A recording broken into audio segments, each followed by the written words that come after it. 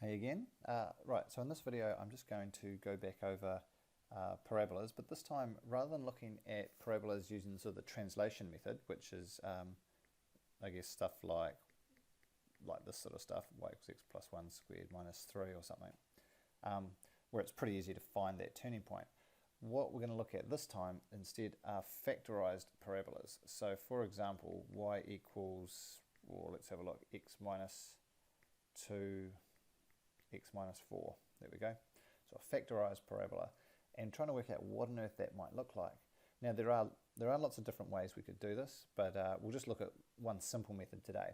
And so what we'll start with is our axes, and let's use our basic knowledge of graphs. Now we know, if we're trying to plot this, we know that along our x-axis every point on that line has a y coordinate of 0. And so if we, I guess, take this equation, take our rule over here, and we make y equals 0. So 0 equals x minus 2 and x minus 4. We can now say, well, we only got one unknown, we've just got x, so we can solve this. And if you think about solving quadratics, which hopefully we've all done, you know you've got two things here being multiplied together, so two factors, and the result, the product, is 0. That means that either one or both of those factors must be 0 itself. So if you look at that first bracket, x would be, if x was 2, it would make that bracket equal to 0. So that's one of our solutions. And the second bracket, x must be 4. And what that tells us then is, because every point on this parabolic line here, that I'll circle for you, obeys that rule, we know that when y is 0, the x coordinates will be 2 and 4. So we can come across here and go 1, 2, there's the first point, 3, 4, and so on. So those are the points where our curve crosses the x-axis. Now, what we need to do now is find out, I guess, where does this cross the y-axis? And again, using our knowledge, we know that every x coordinate along this line is 0. So what we can do again is we can say, well, we know that the y coordinate is equal to, and then we can substitute in that x value we know, so x minus 2 and x minus 4. So 0 minus 2 and 0 minus 4. That equals negative 2 times negative 4, which is equal to 8.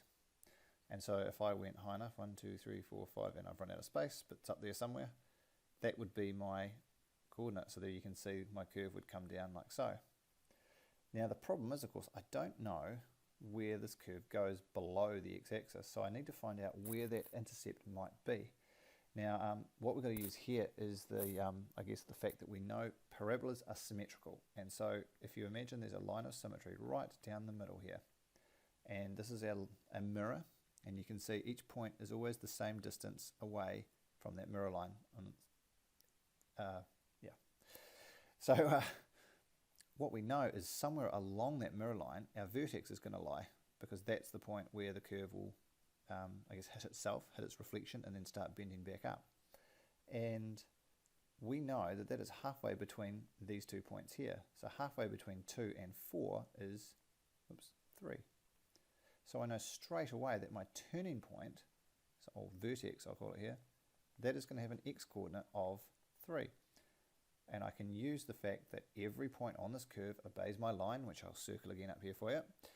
It obeys that rule.